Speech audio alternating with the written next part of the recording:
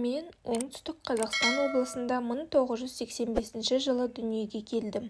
Отбасында қарт әжем, ата-анам және менен үлкен 3 әпкем, мен және ініммен 8 жан едік.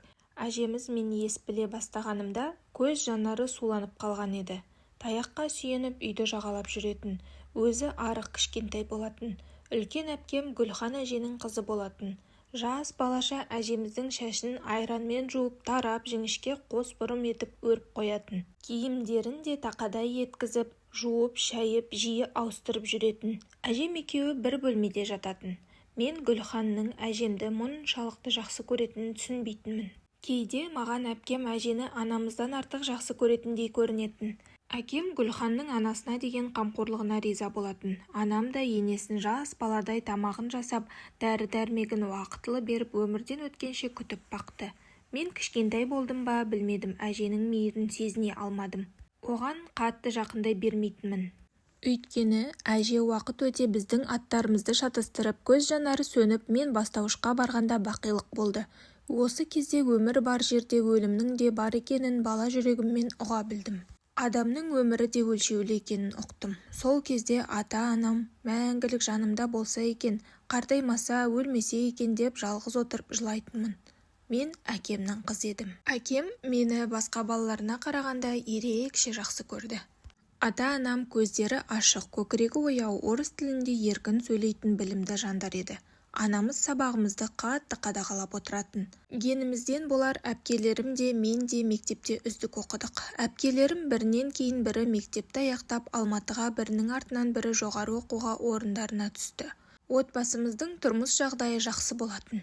Әкем мектепте қазақ әдебиеті пәнінің мұғалімі әрі директор лауазымы бар еді. Ал анам сол мектепте орыс тілінің мұғалімі. Екеуі де ұстаздық қызметте болатын.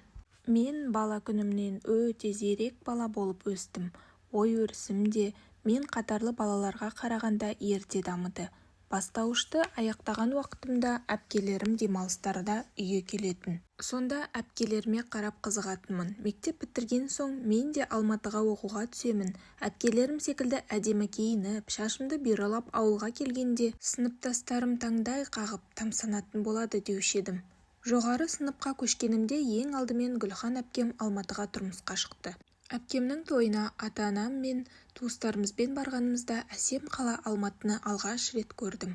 Жездеміз өте кішіпейіл, елпілдеген жан екен. Біздің аяғымызды жерге тигізбей қаланы аралатып, атақты Көктөбеге шығарып, медеу мұз айдынына апарып әбден қыдыртты. Сол кезде іштей мен де мектепті бітірген соң Алматыға оқуға түсемін деп Көктөбедегі алма фонтанына арманымды айтып көзімді жұмып тиын тастап кеттім. Гүлхан әпкемнен кейін артынша екінші әпкем Бибісара Шымкент қаласына тұрмысқа шықты. Ол да өзінің ұнатқан жігітіне сүйіп қосылды. Ата-анам әпкелерімнің барған жерлеріне көңілі толып екеуін құтты орындарына қондырды. Ал үшінші әпкем алтын оқуын бітіріп ауылға келіп, әкемнің қол астына мектепке жұмысқа орналасты. Осы кезде мен де бой жетіп қалған болатынмын. Қасы, көзім қиылған ақ құба оймақ ауыз шие ерін тал бойымда бір мын жоқ, ауылда көзге түсер бойжеткендердің бірі едім. Талайды тамсандырып, өзім қатарлы бозбалаларға ғашықтық сезімдерін білдіріп, хат жазып сөз салатын. Алайда мен ешкімнің сезіміне жауап бермедім. Ауыл балаларын менсінбейтінмін. Менің арманым, мақсаттарым алыста болатын. Бар ойым Алматыға оқуға түсу. Оқу оқып, жоғары қызметте істесем, ел көрсем, жер көрсем дейтінмін. Осылай жүргенімде 10-шы сыныпта аяқтап жазғы демалыста Шымкенттегі әпкем Бибісараның үйіне демалысқа қонаққа бардым. Әпкемдер қаланың шет жағында ата-енесімен бірге үлкен 2 қабатты жер үйде тұратын. Ата-анам әпкеңдікіне барып бір айдай болып демалып, қыдырып қайт деген болатын. Сол жерде әпкемнің студент қайнысы әпкемнен сұрап, мені бір досының туған күн кешіне ертіп шықты.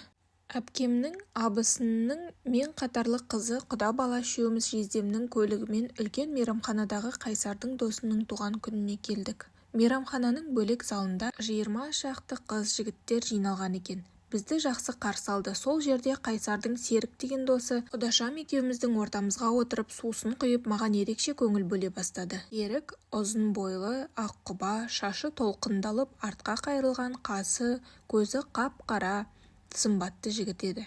Кенже Шымкент саған ұнады ма?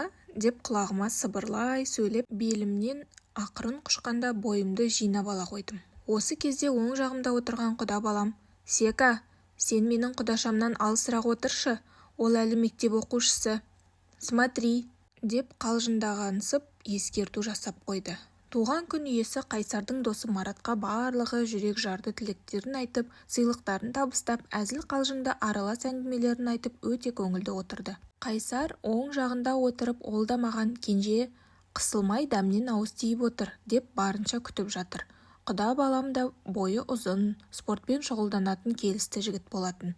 Осы жолы мені көріп: Кенже, қалай өзгеріп кеткенсің, сені мектеп оқушысы деп ешкім айтпайды, первокурсница секілдісің деп таңдана да тамсана да қарап күлген болатын. Бір кезде залда көңілді әуен ойнап барлығымыз биге тұрдық. Қайсар мен құдашам екі жағымда билеп тұрғанбыз. Бір кезде Марат Қайсардың құлағына сыбырлап бар жаққа алып кетті. Осы кезде Серік жанымызға келіп билей бастады. Қайта-қайта құлағыма сыбырлап бірдеңелерді айтып жатыр. Музыка дауысынан оның не айтып жатқанын ұға алмасам да басымды изеп жымиып қана тұр едім. Бармен жақта барда тұрған Қайсардың отты жанарын көзім шалып қалды. Сөйтсем, Қайсар бізге қарап тұр екен. Барменге біз отырған үстелді нұсқады да бірдеңе айтты да жылдам басып жанымызға келді. Келгені сол еді, баяу әуен ойнап Серік мені биге шақыруға ыңғайлана бергенде Қайсар шап беріп белімнен қапсыра құшып өзіне қарай бұрып алып Серікті айналып кеттік. Серік аңқиып басын қасып тұрып қалды да жанымызда тұрған құдашама қарап жымиып Гүлсімді биге шақырды. Қайсардың бұл қылығына таңданып қалдым. Қайсар құлағыма жақындап: жеңгеме сені аман-есен алып келемін деп уәде бергенмін, деп жымиды. Жымиғаны қандай жарасымды еді. Алдында да байқаған едім. Қайсарды екінші рет көргенімде мен де оның бұрынғыдан әлде қайда өзгергенін байқаған едім. Ұзын бойлы, шымыр денелі, кең иықты Қайсар көп өзгерген еді. Мінезі салмақты, тұнық көздері қадала қарағанда бойымды белгісіз бір сезім билейтін. Ыстық алақаны аш белімді қапсыра құшқанда жүрегіміз жақыннан дүрсілдеп жарыса соққандай еді. Көз жанарларымыз түйісіп, екеуміз бір-бірімізді үнсіз ұққандай едік. Мұндай сезім басымнан алғаш өтіп жатқан еді. Қайсардың ыстық құшағы, оттай шарпыған ыстық демі, қадала қараған тұнық көздері буын-буынымды босатып бара жатыр еді. Бір кезде әуен аяқталып, жастар ыстық тамаққа отырдық. Қайсар екеуміз де үнсіз орнымызға жайғастық. Сол бір биден кейін екеуміз бір-бірімізге әлсін-әлсін қарап қоямыз. Мараттың туған күні өте көңілді өтті. Ауылдағы сыныптастармен өтетін кештен өзгеше болды. Ересек ортада өзімді ересек адамша сезіндім. Кеш енді қызып жатқанда Гүлсім: үйге қайтпаймыз ба? Мамам кеш болмай қайтыңдар деп еді ғой. Қайсар жеңгемнің де сөзін ұмытып кетпедің бе, деп күлді. Сөйтіп еді Қайсар: қазір Мараға айтайын, я шынымен де кеш болып барады екен, жеңгем ұрсып жүрер, сендер ақырындап жинала беріңдер, деп Маратпен қоштасып сыртқа шықтық. Сөйтіп көлікке отырып алдымен Гүлсімді қаланың орталығында орналасқан үйіне жеткізіп салдық. Сосын кері бұрылып үйге қайтып келе жатқанымызда Қайсар маған: Кенже, сен қатты өзгеріп кетіпсің. Ағам жеңгеме үйленгенде кішкентай қыз едің, қазір құдды хор қызындай өте сұлу болып бой жетіпсің. Жаңағы кеште достарымның барлығы сенен көзін ала алмай отырды ғой, байқадың ба? Дегенде мен шамалы қысылып: қойшы Қайсар, тым әсерелеп жіберген жоқсың ба? Деп күлдім. Жоқ, шын айтамын. Секо бір көргеннен саған ғашық болып жаңа шығарып салайыншы, оңаша сөйлесейінші деп еді, мен оларға сені әлі оқушы, қойыңдар, деп алып кеттім, деп жымиды. Сөйтті де: байқа жаным, мектеп бітірмей жатып сені біреу алып қашып кетпесін, деп әзіл-қалжың аралас иығымнан өзіне қарай тартып қысып-қысып қойды. Сөйтті де жол бойындағы дүкеннің жанына тоқтап: балмұздақ жейсің бе, сусын алайын деп еді, мен келіскендей басымды изедім. Қайсар қазір деп көліктен шығып дүкенге қарай беттеді. Ақ жейдесі мен ақ сым, ақ туфлиі өзіне құйып қойғандай. Құда балам жігіттің төресінде еді, өте сымбатты еді. Дүкенге кіріп көп ұзамай қолында балмұздағы, сусыны бар маған қарап жымиып шығып келеді.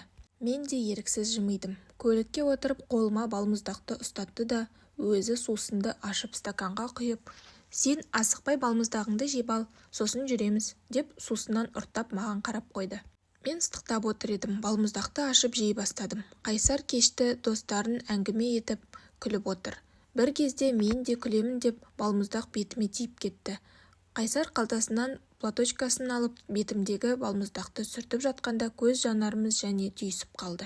Осы сәтте Қайсар ақырын балмұздақтың дәмі кетпеген шие еріннің дәмін татып сүйгенде көз алдым тұманданып, тәтті бір сезімге елтіп кетіп бара жатқанда едім. Қайсардың мойнынан қалай қатты құшақтап алғанымды сезбей қалдым. Ол да менің белімнен құшып, өзіне қарай тартқанда жүрегім ат шатулап кеудемнен шығып кетердей еді. Осы кезде көліктің терезесін біреу қатты тарсылдатып қақты. Мен селк етіп, тәтті ұйқыдан оянғандай есімді жинап алдым. Қайсар бойын тіктеп терезеге жалт қарадық. Жүргізуші жақтан бір ер адам көліктің терезесін қағып тұр екен. Осы кезде ұяттан өртеніп кетердей екі бетім дуылдап ысып кетті. Қайсар терезені төмен түсіріп еді, әлгі кісі аздап ащы судан татып алған ба?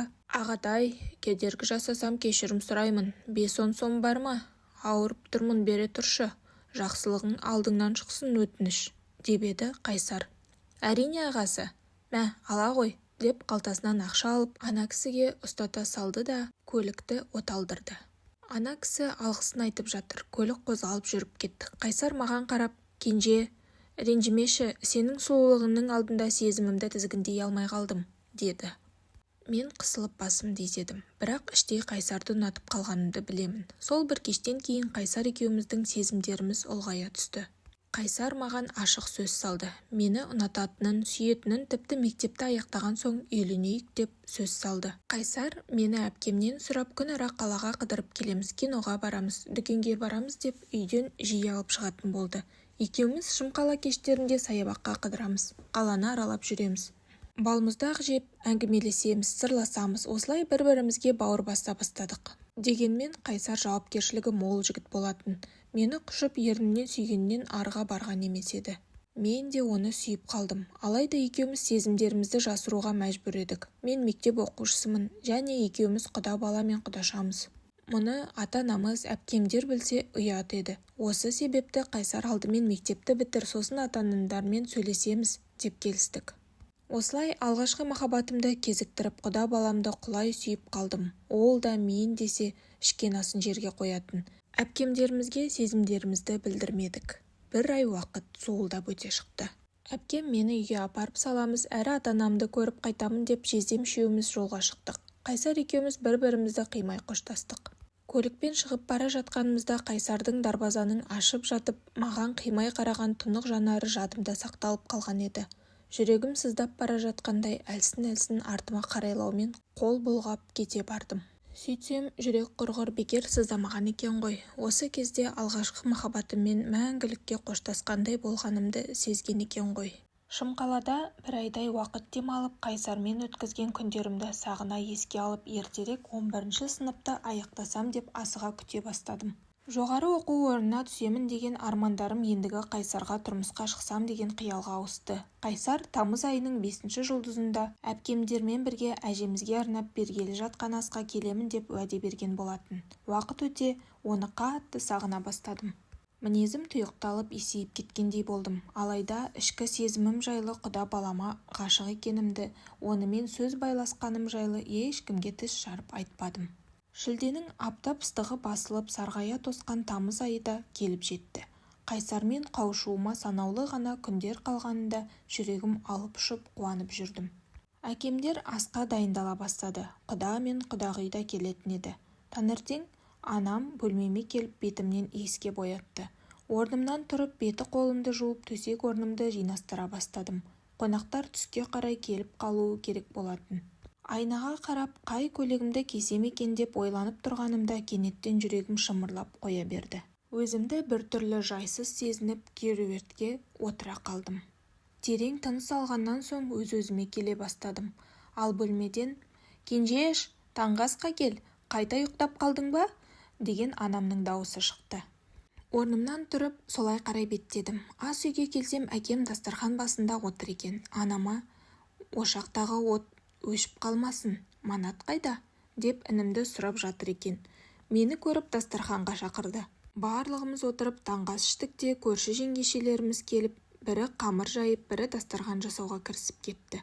Мен кіреберісті тазалап, есік алдына су сеуіп сыпырып шықтым. Сағат 12-ден асқанда алдымен ауылдағы молда ата келді. Артынша осы ауылдағы жақын туыстарымыздың да қарасы көріне бастады. Алайда әпкемдер кешігіп жатты. Менен бастап ата-анам барлығымыз жолға қарай-қарай екі көзіміз төрт болды. Құдайы тамаққа айтылған қонақтар жиналған соң әпкемдерсіз Құран оқытылып, ыстық тамақ таратылды. Дегенмен біздің көңіліміз жай таппады. Қонақтар кетіп, дастарханды жинап жатқанымызда Қайсар рөлде отырған әкесінің көлігі жол апатына ұшырап, құда мен құдағи. Қайсар жедел жәрдеммен аудандық ауруханаға жеткізілді деген суыт хабар келді. Ата-анам абдырап, мына хабардан есеңгіреп қалдық. Дереу әкемнің көлігімен ауруханаға қарай құстай ұштық. Әпкем мен жездем жиеніміз дін аман екен, ал құда мен құдағи жеңіл жарақат алыпты. Ал Қайсардың жағдайы ауыр еді. Ішкі органдарына зақым келіп, іштей қан кетіп, таң ата Қайсар мына жалған дүниемен қоштасып кете барды. Оның өліміне сене алмай жүрегім қан жылады. Сағынып алып ұшқан көңілім су сепкендей басылып, соңғы рет оның жүзінде көре алмадым. Сағынышпен, қимастықпен алғашқы махаббатымды жер қойнына тапсырдық. Өмірден түңіліп, мына өмірден сүйгенімнің соңынан баз кешіп кеткім келді. Бұл жағдай барлығына өте ауыр тиді. Ата-анасы мен әпке жездем аяқ асты келген қайғыдан есеңгіреп, естерін жия алмай қалды. Әке-шешем де жас өлімге өздерін кінәлі сезінгендей болды. Бізге Құдай тамаққа келе жатып жазым болды деп, әкем біраз уақытқа дейін өз-өзіне келе алмай томаға тұйықталып жүрді. Алайда Алланың ісіне амал бар ма? Жаратушымыз әр пендеге өмірін өлшеп қана береді екен. Қайсардың өлімінен кейін есейіп кеткендей болдым. Ештеңеге зауқым соқпай қалды. Дегенмен тірі адам ары қарай өмір сүреді, тіршілігін жасайды екен. 11-ші сыныпқа өтіп оқып жүрдім. Қайғы-мұңды оқу арқылы баса бастадым. Үлгерімім өте жақсы болатын. Мектепті үздік аяқтап шықтым. Анам Шымкентке оқуға түсіріп, Бибісара әпкемнің үйіне жібермек болғанында мен Алматыға оқуға түсемін дедім. Өйткені онда енді менің сүйгенім Қайсарым жоқ еді. Ол үйге барсам, өткенім көз алдымда елес секілді болады ғой. Қайсардың бейнесін жүрегімде мәңгілікке сақтадым. Шымкентке Бибісара әпкемдікіне барғым келмеген соң, әкем, кенжені Алматыға оқуға түсіремін. Құдам білдей бір жоғары оқу орнында декан емес пе? Білім ордасы Алматыда. Онда білім бар, менің қызым профессорлардан білім алады, осы қызым бір жерді жарып шығады деп маған үлкен сенім артып, барлық құжаттарымды жинап, әсем қала, арман қала Алматыға жолға шықтық. Кеудемде бір үміт пайда болып, жарқын болашағымды елестетіп, жол бойы қиялға берілдім.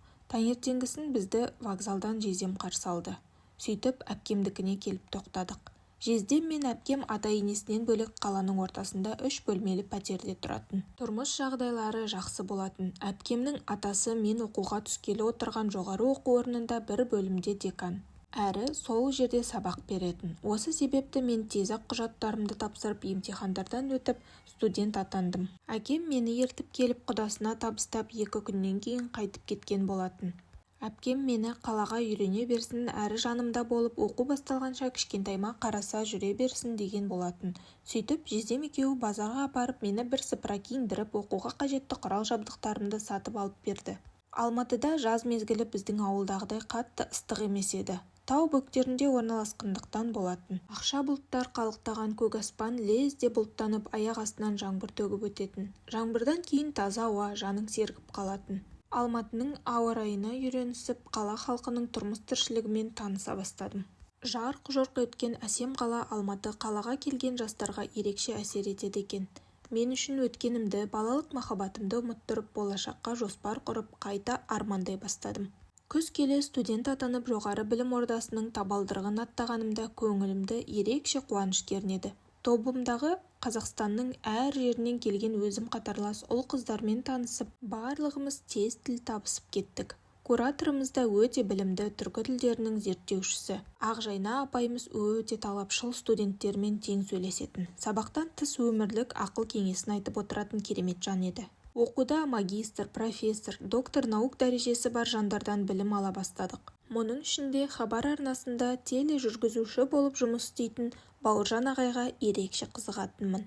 Ағайдың бір сабағын жібермей тапсырмаларын мұқият орындайтынмын. Жергілікті диалекті мен жаргондарды қосып сөйлеуді азайтып, әдеби тілде сөйлеуге жаттыға бастадық. Лекцияларды ұйып тыңдап, конспектілеп оқуға барынта ықыласым ауды. Бауыржан ағай, Гүлшат апай секілді телеарналарда журналист. диктор болып жұмыс істесем деп армандайтын едім. Менің қабілетімді кураторым байқап, топта староста сайландым. Бос уақытымды көбінесе орталық кітапханада өткізетінмін. Бастапқыда қалада көп адастым. Аялдамамнан өтіп кетіп кері қарай жаяу жүрген кездерім көп болды.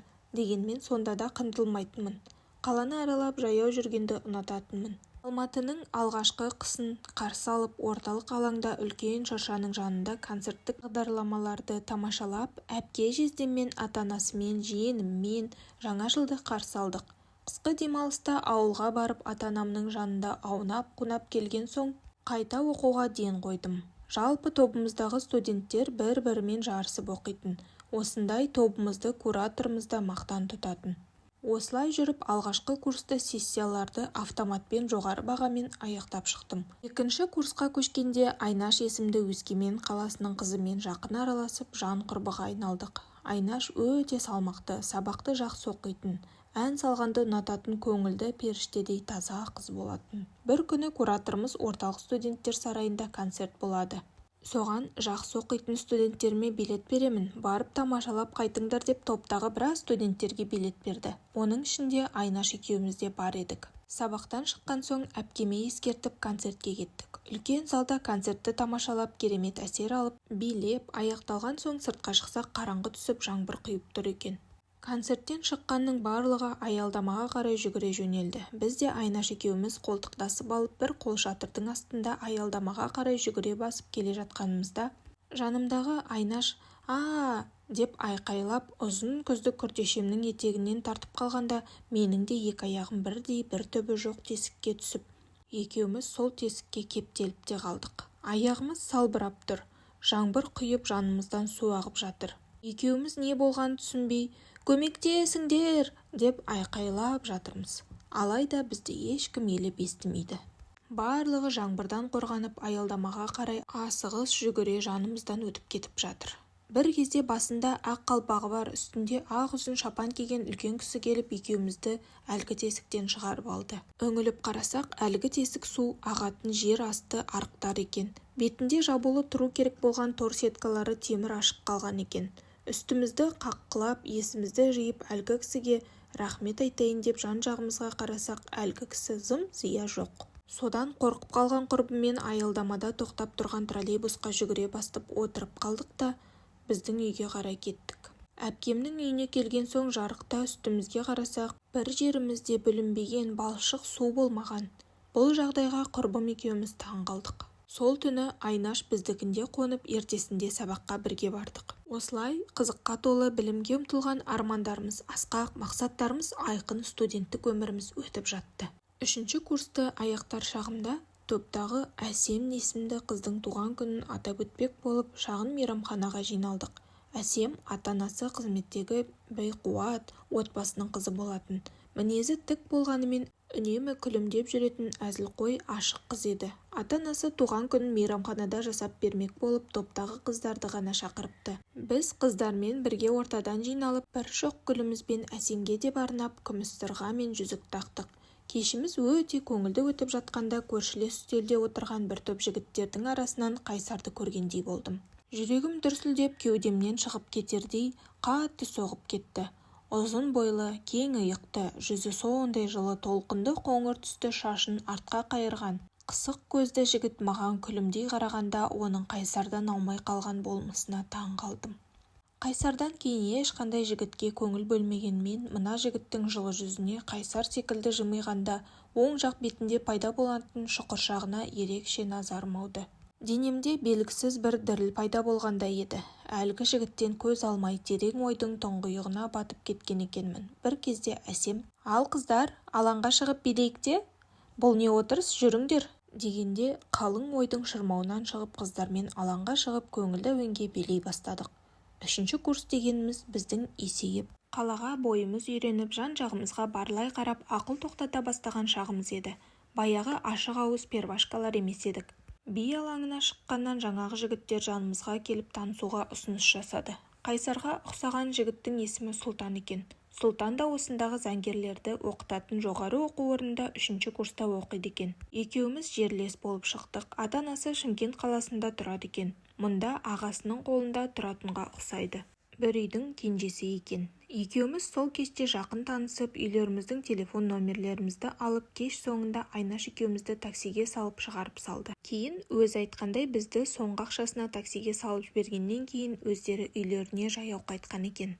Сұлтанды кездестірген соң өмірім өзгеріп, өмірге деген көзқарасым өзгеріп кетерін кім білген.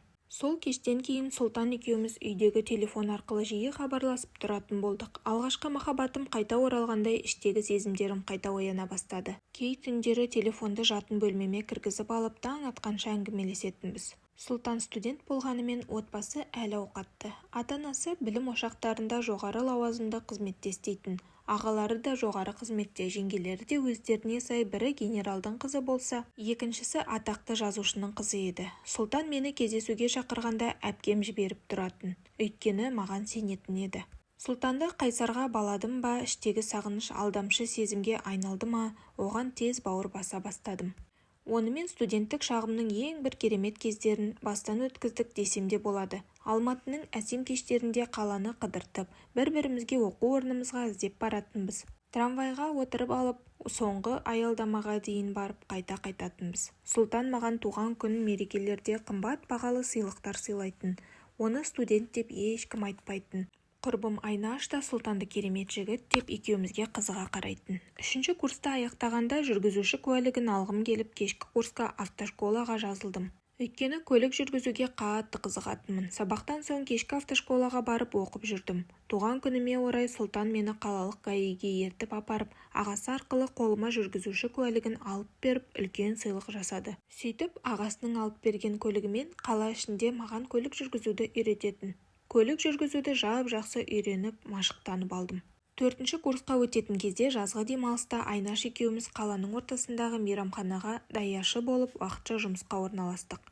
Өйткені жоғары оқу орнын бітіретін кезде көп қаражат керек болады. Бітіру кеші болады, онан қалса диплом қорғаймыз. Ата-анамызға салмақ салмайық деп жазда демалысқа бармай жұмыс істедік. Мейрамхана ұжымы керемет еді. Директоры өзіме жерлес Қуандық аға салмақты кісі болатын, ал администраторымыз Дина ханым мен көмекшісі Айдар бізге көп нәрсені үйретті. Дастархан сервировкасы, қонақ күту, сусындардың түр-түрін тағамды әдемі ұсыну тағы басқа. Мейрамхана саласында көп тәжірибе жинадық десем де болады. Айнашпен жұбымыз жазылмай бірге жүретінбіз. Менің әпкем, мен оның әпкесі де бір-бірімізбен танысып, екеуі бізге сенетін. Бірге жүрген соң барғымыз келетін жердің барлығына жіберетін. Кейде мен Айнаштікіне қонатынмын, ол менікіне келіп қонып тұратын. Кей күндері Сұлтан үшеуміз киноға, пицца жеуге бірге баратынбыз. Бірақ Айнаш оқуды бітіргенше ешқандай жігітке көңілі соқпады. Сөз салған жігіттермен жай дос болып қала араласатын. Мен өзім ұнатқан ақбоз аттағы жігітті әлі жолықтырған жоқпын деп күлетін. Күзде оқу басталғанда Дина ханым бізді жібергісі келмей: сабақтан соң банкеттерге қызмет етуге келсеңдерші, әр банкеттен жақсы пайыздарыңды беріп тұрамын деген соң, әпкемнен сұранып кешкі банкеттерде қызмет көрсететін болып жұмысымызды жалғастыра бердік. Жұмыстан кейін развозка үйге дейін әкеліп салатын. Кей күндері Сұлтан келіп алып кететін. Осылай жүріп 4-ші курсты аяқтап қолымызға диплом алдық. Орталық студенттер сарайында үлкен жиын болды. Ректорымыздың қолынан дипломымызды алдық. Ауылдан ата-анам келді. Барлығымыз мәре-сәре болып, шәпкімізді аспанға лақтырып, болашаққа бір мамандық иесі болып қадам бастық. Бітіру кешімізді өзіміз жұмыс істейтін мейрамханамызда керемет етіп, топтағы қыз-жігіттермен атап өттік. Кеш соңында Сұлтан да келді. Ол да оқу орнын бітіріп диплом алған еді. Екеуміз осы 2 жылда бір-бірімізге үйренісіп қалған едік. Екеуміз жайлы оның отбасының хабары болатын. Сұлтанның анасы оқуыңды бітіріп жұмысқа орналасып ал, сосын үйленесіңдер, асықпаңдар деп жиі айтатын еді. Сонда да екеуміз болашағымыз жайлы армандап, тәтті қиялға беріліп жүрдік. Ал әпкем маған тұрмысқа шыққанша жігітіңе беріліп қойма. Қанша жерден сүйіп күйіп тұрсаң да ақ босағаңды пәк болып атта деп үнемі айта беретін. Әпкемнің сол сөздерін санама мықтап қойып, Сұлтанға ешқандай ыңғай бермеген едім. Оған тек үйленгеннен кейін ғана пәктігімді сыйлаймын деп шарт қойған болатынмын. Ол мені шын сүйгендіктен құшып сүйгеннен арыға барған емес еді. Содан ертеңгісінде ата-анам ауылға жүр, біраз демаласың, сосын ауыл жаққа жұмысқа тұру жағын қарастырамыз деп еді. Мен осында қалғым келетінін айттым. Уақыт өткізбей жұмыс жағын қарастыра берейін деп едім. Жездемнің әкесі папама: әсеке, Алматыдағы мен деген жоғары оқу орнын бітірген қызыңызды ауылдың мектебінде қор қыласыз ғой. Жұмыс жағын уайымдама Құдеке. Осында өз қарамағыма жұмысқа орналастырамын. Қызыңыз қызыл дипломмен аяқтады, өте талапты бала. Болашағын ойлаймын десеңіз осында жұмыс істегені дұрыс. Оқуын жалғастырсын, магистратураға түссін, қолда барда көмегімді аямаймын, деп еді. Әкем риза болып келісті. Әпкем де маған үйреніп қалған еді, ол да жібергісі келмеді. Сөйтіп, өзім оқыған оқу орныма колледждегі оқушыларға сабақ беретін болып жұмысқа орналастым. Магистратураға құжаттарымды реттей бастадым. Ал Сұлтан Шымкентке ата-анасына барып үйлену жағын сөйлесемін. Екеуміз үйленген соң осында бірге тұрамыз, жұмыс істейміз деп Шымкентке қайтты. Вокзалда оны шығарып салып тұрғанымда іштей бір түрлі сезімде болдым. Баяғы Қайсардың мені шығарып салып тұрғандағы бейнесі көз алдыма келе берді. Жүрегім шымырлағанда бір жамандық болардай өзімді жайсыз сезінетінмін. Сұлтан кеткен соң онымен телефон арқылы күнара хабарласып тұрдық. Бір күні жігітім Шымкенттегі фин полицияға жұмысқа орналасқанын айтты. Мұны естігенде ол үшін қатты қуандым. Сұлтан маған уайымдама, жақында үйленеміз, жұмысыңа тұра бер, үйленген соң осында ауысып кетесің, мұнда тамыр-таныс деген жетеді. Жақында бір құжаттарымды реттеуге Алматыға келемін, сені қатты сағынып жүрмін, сол кезде сөйлесеміз деді. Мен де оны қатты сағынған едім. Арада 1-2 жетідей уақыт өткен соң Сұлтан келді. Екеуміз бір-бірімізді қатты сағынып қалыппыз. Мен оны вокзалдан күтіп алдым. Сөйтіп, бірге ағасының үйіне бардық. Барсақ, ағасы жұмыста екен, жеңгесі Айнұр бізді күлімдеп қарсы алды. Сұлтанның аға жеңгесімен алдынан танысқан болатынбыз. Ағасы көп сөйлей бермейтін, салмақты жан еді. Ал жеңгесі мінезі ашық болатын. Үйге кірген соң Сұлтан бір шайынып алайын деп душқа кіріп кетті. Жеңгесі шай жөндеп жатып, қал жағдайымды сұрап жатыр. Бір кезде жаныма өтіп, Кенжегүл, сен өте ақылды, білімді, салмақты қызсың. Саған бір әпкелік ақылымды айтқым келеді. Бұл екеуміздің арамызда қалсын. Сол тек әлі анасының етегінен шыға алмаған ерке бала. Саған не уәде бергенін білмеймін, бірақ ата-енем Сұлтанға өздерінің жолдастарының қызын атастырып қойған. Алдағы айда келін түсіргелі жатыр. Сені ұмытады, ол қызбен жай қызық қуып жүр ғой деген болатын. Екеуің кездесіп жүргелі сен жайлы ойлары солай. Сенің отбасың бұл отбасыңа тең емесміз. Так что, сіңілім, ақылымды алсаң, ата-анасының айтқанынан шыға алмайтын баламен уақыт жоғалтып босқа үміттенбе. Мен саған жаным ашығаннан айтып отырмын. Мен айтты демей Сұлтаннан осы жағдайдың барлығын сұрап анықтап ал. Бос үмітпен алданып қалма дегенінде төбемнен жай түскендей болды.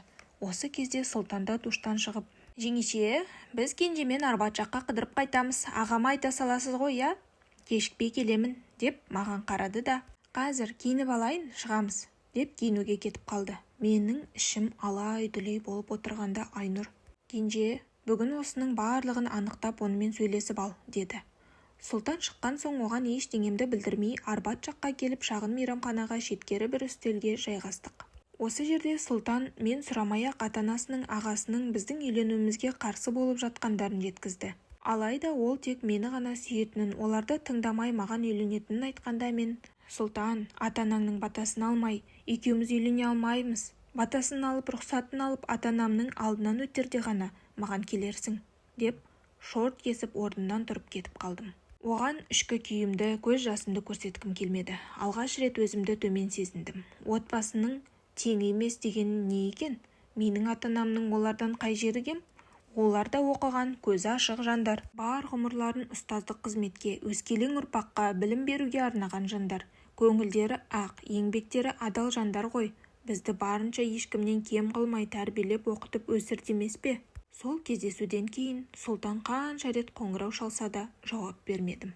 Жазда ауылға келіп ата-анамның жанында 2-3 күн болып Шымкентке Бибісара әпкемдігіне келдім. Дарбазадан кірген бойда Қайсар есіме түсіп, бір түрлі көңілім босап, көзіме жас келіп, өз-өзімді әзер ұстадым. Бұл үйдің әр бұрышы маған Қайсарды есіме салып тұрғандай еді. Өмір деген қызық қой, алда не боларын білмейсің. Алғашқы махаббатым құда балам Қайсармен тағдыр қоспай ерте алып кетті. Екінші Сұлтанмен де тағдыр қоспады. Екеуі де осы Шымқаланың тұмалары еді. Жездеме өтініш жасап Қайсардың бейітіне барып Құран бағыштап, оны ұмытпағанымды айтып, көңілім құласып қайттым. Ол кетпегенде мүмкін екеуміз қосылып бақытты болар ма едік деген ойлар жүрегімді ауыртты. Бейіт басынан келген соң бір түрлі мазам болмады. Қайсардың бөлмесіне кірдім. Оның заттарынан тек қана кітаптары қалған екен. Махаббат қызық мол жылдар. Көзіме оттай басылды. Қолыма алып жүрек тұсыма басып, өз-өзіммен көңілім құлазып отыра қалып солқылдап жыладым. Сұлтанның ата-анасының мені менсінбегендері, ата-анамды ауылдықтар деп кемсіткені есіме түсіп жаным ауырды. Жылап жатып кітапты құшақтаған бойы төсекке қисайып көзім ілініп кетіпті. Бір кезде бетімді шарпыған біреудің ыстық демінен селк етіп оянып кеттім. Көзімді ашсам жанымда ешкім жоқ. Бөлме іші ала көлеңке. Кеш түсіп қалған екен. Денем мұздап сала берді. Құдды Қайсар осы бөлмеде жанымда отырғандай сезіндім. Осы кезде әпкем бөлмеге кіріп келіп, «Кенжеш, ояндың ба? Сен қайда кетті деп іздесем, осында ұйықтап жатыр екенсің. Оятпайын деп шығып кеткен едім. Жүр, кешкі ас ішейік» деп ертіп кетті. Әпкемнің үйінде бір күн қонып, Шымкентке жақын маңдағы ауылға тұрмысқа шыққан алтын әпкеме де кіріп амандығын біліп, ауылда 10 күндей жатып Алматыға қайттым. Осы уақыт аралығында ұялы телефоныма хабарласқан Сұлтанға мүлде жауап бермей қойдым. Хабарламаларын оқимын да жауап бермейтінмін. Сұлтан бар уәдені үйіп төгіп, «Саған ғана үйленемін, сені сүйемін, уәдемде тұрамын» деп жазған екен. Ата-анаңның рұқсатын алып, ауылға әке-шешемнің алдынан өтіп алып кет деп едім. Маған уақыт бер деді. Бұл оның сылтауы болар деп оны мүлде бұғаттап тастадым. Өйткені оның отбасы мен іс-әрекеттері, айтқан сөздері қатты намысыма тиген еді. Оған қалай тез бауыр бассам, солай жек көріп кеттім. Ол маған алдамшы сезім Қайсардың көлеңкесіндей болғандай еді. Қалаға келген соң жаздың соңғы айында жұмысқа шықтым. Бар ынтамды жұмысқа аудардым. Осы кезде Айнаш та қалаға оралды. Айнашты көріп қатты қуандым. Екеуміз таң атқанша әңгімелесіп, шерімді тарқатып жеңілдеп қалдым. «Кенже, мен де сенімен бірге магистратураға құжат тапсырып, бағымды сынап көрсем» дегенімде, «Әрине, тапсырып көрсеңші, түсіп кетсек жақсы болар еді» деп қуанып кеттім. Сөйтіп екеуміз магистратураға құжат тапсырып, емтиханнан өтіп, білімімізді шыңдауға кірістік. Айнаш ағылшын тілін жақсы меңгерген еді. Үлкен қытайлық компанияға жұмысқа тұрды. Сөйтіп екеуміз күндіз жұмыста, кешкісін сабағымызға барып оқып жүрдік. Айнаш келген соң көңілім серпіліп, Сұлтанды ұмытуға тырыстым. Осылай жүріп, жаңа жұмыс орнымда әріптестеріммен араласа бастадым. Бір күні университеттегі жаңыл құрбымыз тұрмысқа шығатын болып, Семей қаласына кетпес бұрын осындағы бірге оқыған достарымызды мейрамханаға шақырды. Мен жұмыстан шығып, жол жиегінен такси тоқтаттым. Жаныма бір шетелдік көлік келіп тоқтады. Рөлде отырған жігіт таксистке ұқсамайды. Костюм сым киген тартымды жігіт екен. Мекен жайды сұраған соң айтып, артқы жаққа отырмақ болып едім. Әлгі жігіт алдыңғы есікті ашып, «Қарындас, алдына отырсаңызшы, әңгімелесіп барайық» деп жымия күлді. Жүзі жылы, сондай тартымды жан екен. Оған қарап алдыңғы орындыққа қалай отырғанымды байқамай қалдым. Жанына жайғасқан соң, «Асығыс жүрсіз ғой, кешігіп барасыз ба?» деді. «Иә, достарыммен отырысқа баруым керек еді, кешігіп барамын, жұмыстан кештеу шығып қалдым» деп едім. Мен де сол мейрамханаға барамын, досым шақырып еді, қандай сәйкестік десеңізші» деп таңданып қалды. Жол бойы екеуміз танысып, әңгімелесіп бардық. Өзі өте позитивті жігіт екен. Оның жанында бір еркіндікті, жайлылықты сезіндім. Алматы көшелерінде кешке қарай көлік кептелісі көп болатын. Қанат жаңағы жігіттің есімі бір қуыс көшелердің арасымен жүріп, лезде мейрамханаға келдік. «Кенже, мен де осында боламын, қайтар болсаң хабарлас, үйіңе жеткізіп саламын» деп екеуміз телефон номерлерімізбен алмастық. Сөйтіп ішке кірсек, менің достарым мейрамхананың оң жағындағы үлкен үстелге жайғасыпты. Жаңыл мені көре салып, қолын бұлғап шақырды. Қанатпен басымды изеп сыпайы қоштастым да Жаңылға қарай достарыма бардым. Ал Қанат сол кіреберісте қалып қойды. Университетте бірге оқыған құрбыларымыздың алғашқысы болып, осы Жаңыл тұрмысқа шыққалы жатыр еді. Оқуды аяқтаған соң группаластарымыздың көпшілігі қалада жұмысқа орналасып қалып қойған болатын. Бір-бірімізбен хабарласып, ара қатынасымызды үзбеген едік. Айнаш менен бұрынырақ келіп қойған екен. Жаңыл бізді болашақ күйеуімен таныстырып, тойға шақыру үшін жинағанын айтты. Біз жігіттің бар екенін де білмедік қой, үндемей жүріп пысық екенсің деп күлдік. Біз бір-бірімізді бұрыннан танимыз, өзіміз жақтың жігіті, дос болып хабарласып сөйлесіп тұратынбыз, кейін достығымыз махаббатқа ұласты. Ол туған жерімізге қызмет бабымен ауысып жатыр. Осы себепті мені алып кетемін, үйленейік деп аяқ астынан ұсыныс жасады. Семейде ата-анамның үйінде ұзатуым, сосын той болады деп қуанышты жаңалығымен бөлісті. Жігітінің бір тапсырысын күтіп алуға сыртқа шығып кеткенін, келген соң таныстыратынын айтып жатқанда, қолында үлкен корзинада гүлі бар жігіті де жанымызға келді. гүлдері қандай керемет еді. Жамалдың жүзі бал-бұл жайнап, Айдардың бетінен сүйіп, тосын сыйына ризашылығы білдіріп бізбен таныстыра бастағанда жанымызға Қанат келді. Мен оны көріп таң қалдым. Сөйтсем, Қанат Айдардың досы екен. Мұны тағдыр деуге болатын шығар. Қанат екеуміздің кездескеніміз бекер емес екен. Сол кештен кейін Қанатпен жиі хабарласып тұратын болдық. Айнаш, мен, Қанат тобымыздағы достарымызбен Айдар мен Жамалдың үйлену тойына Семей қаласына да барып қайттық. Мен қыз жолдас, ол ұл жолдас болып, бізге жас жұбайлардың жолын берді ме, араға көп уақыт салмай Қанат мені ұнататындығын, оған тұрмысқа шығуға ұсыныс жасады. Мен бір-бірімізді жақын білейік, қыз жігіт болып кездесіп жүре тұрайық деп, оны, отбасын жақын білгім келді. Тағы да жүрегімді ауыртқым келмеді.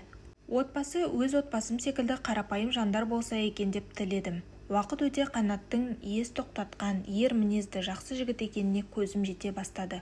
Сұлтан шынында да Қанаттың жанында жеңгесі айтқандай, еркелігі қалмаған жас бала секілді еді. Ал Қанат мүлде басқаша болатын. Оған көңілім ауып, оны жақсы көре бастадым.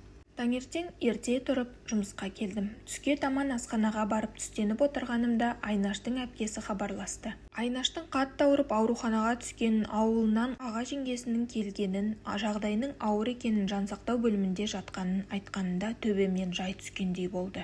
Ас батпай жұмыстан сұранып, орталық ауруханаға жеттім. Келсем, Айнаштың әпкесі бар екен. Жан сақтау бөліміне ешкімді кіргізбей жатыр деп, жанары жасаурап, шарасыз күйлерін айтып жылап қалды. Ол неден ауырып қалды, жағдай жақсы еді ғой деп сұрап едім. Әпкесі кеше демалыста әріптестермен медеу жаққа тауға Маевкаға шыққан. Жап-жақсы болып келген. Түнге қарай бірден мазасы қажып қатты ауырды. Жедел жәрдеммен ауруханаға алып келдік. Жансақтау бөліміне түсті. Не болғанын, диагнозын әлі анықталмай жатыр еді. Айнашты қатты уайымдап, әпкесінің жанында 2 сағаттай отырып, құрбымды көре алмай жұмысыма қайттым. Кешке қарай ауруханаға және соқтым. Барсам, Айнаш есін жиған екен. Әпкесі кіріп шығыпты. Айнашты тауда кене шағып алған екен. Соны қолмен жұлып алғанға ұқсайды. Дәрігерлердің көмегіне жүгінбеген екен. Дәрігерлер бақылауымызда болады, жақсы болса ертең палатаға шығарамыз деген соң үйге қайттым. Ертесінде жұмыста отырғанымда Айнаштың әпкесі жылап хабарласып, құрбымыздан айырылып қалғанымызды айтқанда еріксіз жанарыма жас үйіріліп, тамағыма өксік тығылды. Өмір жолын енді бастаған құрбым, әйел, ана болу бақытын көрмей, тіпті махаббат сезімінің де не екенін білмей, өмірден ерте кетті-ау деп жүрегім ауырды. Жақсы, пәк жандар жерге де керек екен ғой деп іштей қатты қиналдым. Өмірдің дәмін сезіп үлгермеген, алдымен қайсар, онан кейін жан құрбым Айнаш келместің кемесіне мініп кете барғанда өмір мен үшін тоқтап қалғандай болды. Өмір бар жерде өлім бар. Жаратушымыздың өлшеп берген ғұмырын ғана сүреді екенбіз ғой. Осылай қимастықпен жан құрбымды Алматы 2 вокзалында арнайы вагонмен туған жеріне Өскеменге шығарып салдық. Жерлеу рәсіміне жұмыстан жібермей бара алмадым. Құрбымның бейнесі мәңгілік жүрегімде қала берді. Өткеніме көз жүгірте ойлана келе өмір сүруге асықтым ба, Қанатқа тұрмысқа шығуға келісімімді бердім.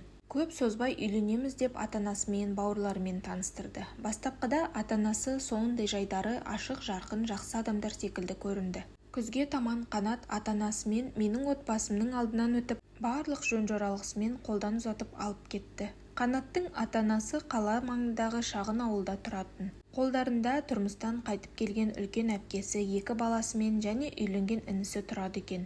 Қанат оқуға түскелі қалада. Өзі жұмыс істеп алған 1 бөлмелі пәтерінде жалғыз тұратын еді. Үйленген соң ата-анасы ауылда шағын беташар жасады. Той жасауға жағдайымыз жоқ деді. Алайда Қанат өзімнің бар жиған-тиғаныммен той жасаймын деп әрекет ете бастады. Қанаттың мұнысына нағашылары, марқұм нағашы апасы Қанатты ерекше жақсы көретін еді. Тұңғыштарыңа қалай той жасамайсыңдар деп жиналып, достары барлығы болысып, қалада шағын мейрамханада ет жақындарын шақырып, менің ата-анамды шақырып, құдалық әрі той жасады. Осы кезде ата-енеме таң қалған едім. Тойға ешқандай шығын шығармай, тойды өздері жасап жатқандай барлық құттықтауларды қабыл алып, қонақтардың берген сыйының барлығын өздеріне алып, той өте сала бізді пәтерлеріне бара беріңдер деп қонақтарды шығарып салғандай жол сөмкелерімізбен шығарып салды. Артымнан келген жасауымды Қанат қаладағы пәтеріне апартқан еді. 1 бөлмелі пәтер болған соң ата-анама жатын төсек алдырпаған болатынмын.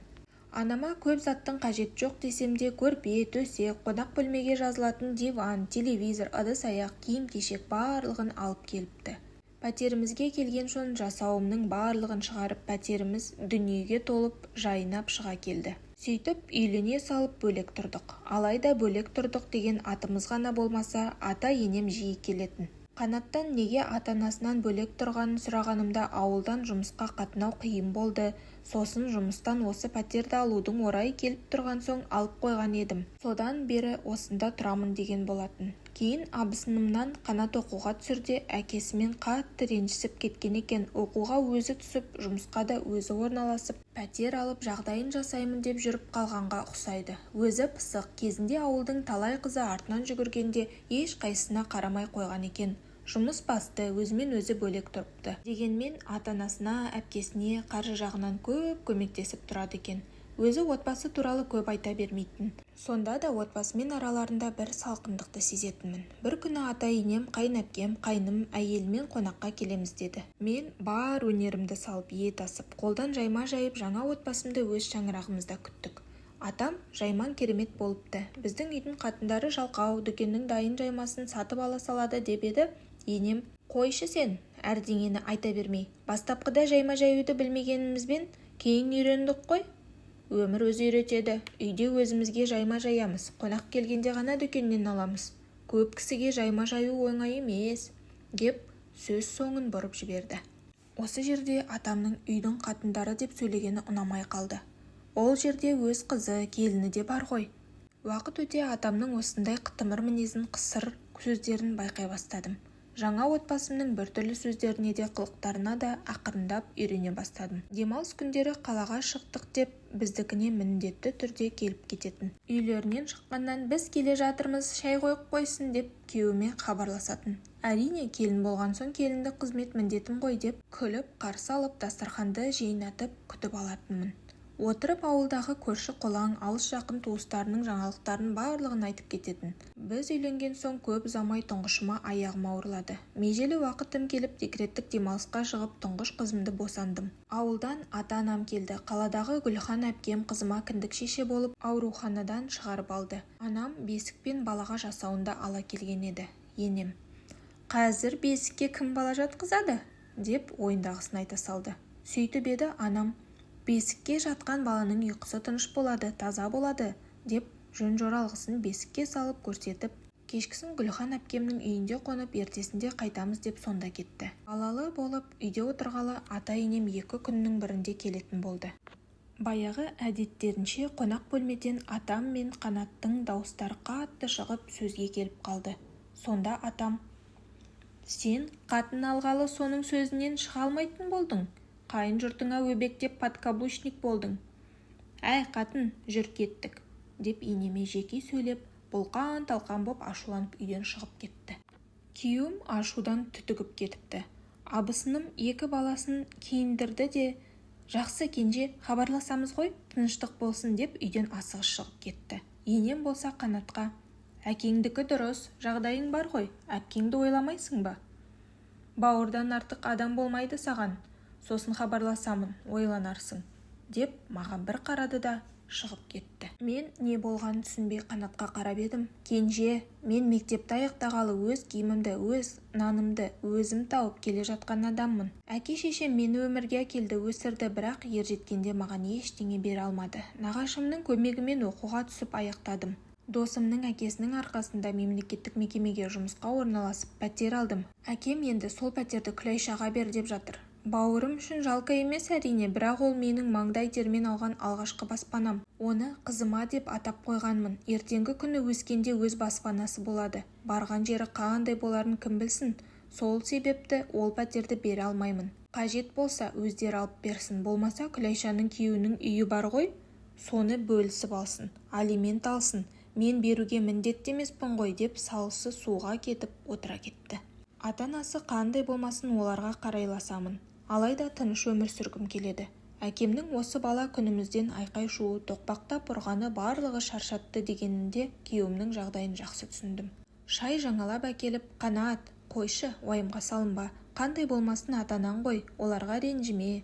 әпкеңді ойлап отыр ғой, жақсылап ойлан. Ол пәтерді мен жоқта жалғыз өзің алдың ғой, әпкеңе беремін десең, мен қарсы болмаймын, деп едім. Күйеуім мені қатты құшып, сенің осы мінезің үшін ұнатып қалған едім. Жүрегің кең, көңілің пәк қой жаным, деп жүзіме күлкі үйірілді. Сөйтіп кешкі тамақ жасап, анамдармен арқа-жарқа отырып ертесінде Шымкентке пойызға шығарып салдық. Үйіміз қаладан тысқары орналасқандықтан автобуспен жұмысқа жету қиындау болып қиналып жүргенімді көрген күйеуім, кенже, кішкене шыда, үйдің жөндеу жұмысы біткен соң көлік алып беремін, жүргізуші куәлігің бар ғой, жұмысқа барып келуге қиналмайсың, деп қуантып қойды. Жаз өтіп күз келе екінші балаға аяғым ауырлады. Атамдар сол күйі бізге ренжіп келмей жүрді. Қанат та ол жаққа бармай қойды. Менің ешқандай кінәм болмаса да, өз-өзіммен біртүрлі болып жүрдім. Дегенмен уақыт өте барлығы да реттелер деп тіркеуге тұрып, ай сайынғы анализдеріме барып келіп жұмысымды істеп жүріп жаттым. Қызымды балабақшаға бердік. Ішім шыға бастағанда өзеге түскенімде ұл бала босанасыз дегенде Қанат қатты қуанды. Пәтерімізді жалға беріп қойған болатынбыз. Жағдайымыз бір қалыпты болып жүріп жаттық. Туған күніме орай енем өзі хабарласып, ертең туған күніңе барамыз деді.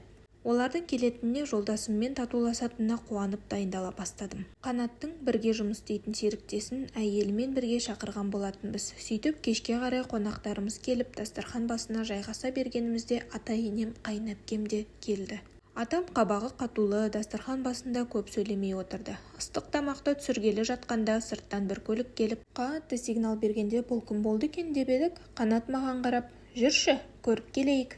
Шақырған қонағым бар ма еді? Дегенде мен ешкімді айтпаған едім деп басымды шайқадым. Сыртқа шықсақ қызыл лентасы бар жап-жаңа шетелдік көлік есік алдына кіріп келді. Бастапқыда мен түсінбей қалдым. Артымша Қанаттың досы мен әйелі шығып, ал кенжеш құтты болсын көлігің, деп шашу шашып жатқанда жолдасымның маған көлік сыйлағанын түсіндім. Туған күніме орай шетелден аппақ жап-жаңа көлік алдыртқан екен. Мұны маған тосын сый жасаған екен. Тағдыр жолықтырған жолдасыма риза болып, көзіме қуаныштан жас келді. Біз абыр-дабыр болып кеткенге артымыздан ата-енем барлығы шықты. Көлікті көріп оларда таң қалды. Бірақ атамның түрі бұзылып кетті. Құтты болсын деп ернін бір жыбырлатты да, тамақтарың дайын ба? Болса ішейік те қайтайық. Түнге қарай көз көрмейді. Үйге аман-есен жетіп алайық, деп ішке қарай кіріп кетті.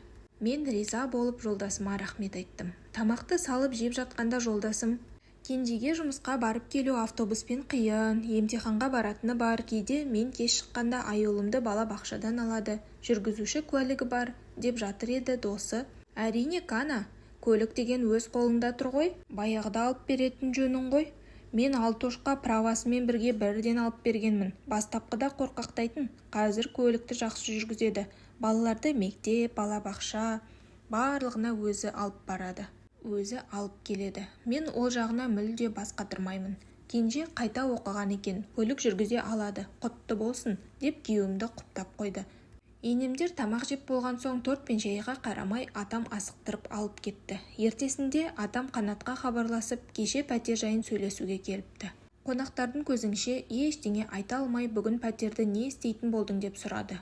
Сөйтіп еді, Қанат пәтер қызымдікі. Күлайшаға ауыл жақтан бір жер телімін алып берейік, сіздерге жақын болсын, өзім көмектесіп кішігірім үй салып берейік деді. Сөйтіп еді, атам ар жақтан айқайға баса жөнелді. Қатыныңа бірнеше миллионға көлік алып бергенше бауырыңды ойламайсың ба?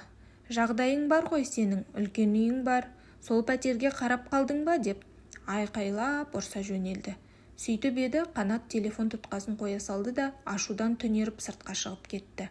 Ол шығып кеткен соң артынша атам маған хабарласып, сен менің баламның басын оқытып тиіп алдың, саған үйленбей тұрғанда жақсы еді, қазір бізге мүлдем көмектесуді қойды. Бар тапқанын қайын жұртына беріп жатыр ма, ақшасын қайда жұмсап жатыр, деп маған неше түрлі ауыр сөздер айта бастады. Алайда менің не кінәм бар еді? Тіпті өзінің немересін көтеріп жүргенімді, аяғымның ауырлығын да ескермеді.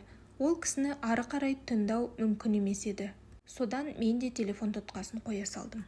Үлкен кісі, ер адам, қалай ғана келінге бұлай сөйлейді? Мен бөтен емеспін ғой. Сол әулеттің ұрпағын жалғастырушы немерелерінің анасымын ғой. Осы жағдайдан кейін мүлде көңілім қалды. Қанатқа баяғыдай атанан ғой, қоя салшы, ренжіме демейтін болдым. Не болса да өзі шешсін деп үндемейтін болдым. Ұяда мұндайды көрмеген маған атамның өзі де сөздерде надан адамның болмысы еді. Ол кісіде мән бермеуге тырыстым. Сөйтіп, межелі уақытым келіп ұл босандым. Босанғанымда ауылдан анам мен әпкемдер келді. Шілдехана жасадық. Түк болмағандай өтірік күліп ата-енем де келді. Елдің көзінше ештеңе болмағандай барлығымен сөйлесіп отырды. Алайда оның бар болмысы маған аян еді. Күйеуімнің ата-анасы болған соң араласады ғой, ал мен олай өздері секілді өтірік күле алмайды екенмін. Сәлемім түзу болғанымен бұрынғыдай жалпылдап күтіп алмайтын болдым. Осыдан кейін келін жаман демесін. Жақсы үйге түскен келін, жаман үйге түскен келін келсап деген сөз босқа айтылмаса керек. Мен ғана жақсымын, ата-енем жаман демеймін. Алайда атам мені де бар жағдайларын жасап, қызмет жасап жүрген абысынымды да жақтырмайды. Сыртымыздан сөгіп отырады, елдің барлығының үстінен күліп, өз алдына бөлініп отырады. Осы орайда үлкен кісі келіндермен алысқанша намазын оқып, ақыретін ойлағаны дұрыс шығар деп ойлайтынмын. Бір кем дүние. Бастысы тағдыр қосқан жарыммен бақыттымын. Өткенге өкінішім жоқ. Тек арасында жастай кеткен Қайсар мен Айнашты ойлап қамығып қаламын. Олар кеткенде өмір тоқтап қалғандай болып еді. Тағдыр маған Қанатты кездестірді. Атам мен бауырларым, отбасым аман болсын деймін. Соңы, қорытынды. Мен жазушы ханымның парақшасына жаңадан қосылған оқырманмын. Өз бастан кешкенімді жаздыру себебім өмірімдегі қымбат жандардың есімі бір жазба болып естелік болып қалса екен деген болатынмын. Кейде марқұм Айнаш құрбым түсіме кіреді. Студент кезіміздегі екеуміз түсіп кете жаздаған су ағатын арықтың түбі көрінбейтін шыңырау тұңғиығынан Айнаш құрбым көмектесші деп шақырады. Тек даусын ғана естимін. Қараңғы тұңғиықтан жүзін көре алмаймын. Неге бұлай түсіме кіретінін білмеймін. Жұмада құранға қосып шелпек пісіремін. Соңғы сапарына шығарып саларда бара алмағаныма әлі күнге дейін өкінетін кездерім болады. Мүмкін осы ойлардан түсіме кіреді ме деп ойлаймын. Марқұмдардың жатқан жері жайлы, жаны жұмақта, топырағы торқа болсын. Ал Сұлтан қазіргі таңда үйленген, 3 ұлы бар. Мұны әлеуметтік желіден көрдім. Оған тек бақыт тілеймін. Барлығымыз пендеміз. Өмір болған соң қателесеміз, құлаймыз, қайта тұрамыз, өмір сүреміз. Тек кейде өмірдің өлшеулі екенін естен шығарамыз. Жанымыздағы адамдарды ренжітіп аламыз. Әр адам өз орнын біліп, қадірін қашырмай, жасына сай сөз айтып, іс қылса екен деймін. Біреу баланың қадірін білмей көкірегінен итеріп көңілін қалдырса, екінші біреу өмір дәмін татпаған ұл қызынан айырылып, қайғыдан қан жұтып отыр. Өте өкінішті. Өмір бумеранг дегендей, кімге не жасасаң алдыңа келеді. Қоғамда қандай статуста өмір сүрсек те, адами қасиетімізді айнымайықшы. Өмірімді әдемі жазып оқырман қауымға жеткізе білген Жазира ханымға рахмет. Оқырман қауымға да тек жақсылық тілеймін. Алдағы уақытта Кенжегүл кейіпкерімізге де тек жақсылық, деніне саулық, ұзақ ғұмыр, отбасына амандық тілеймін. Марқұм Айнаш пен Қайсардың жандары пейіште жалқысын. Деніміз сау, отбасымыз аман, заман тыныш болсын. Кейіпкерді тыңдап, әңгімесін көркемдеп, өңдеп жазған Жазира Төлешова.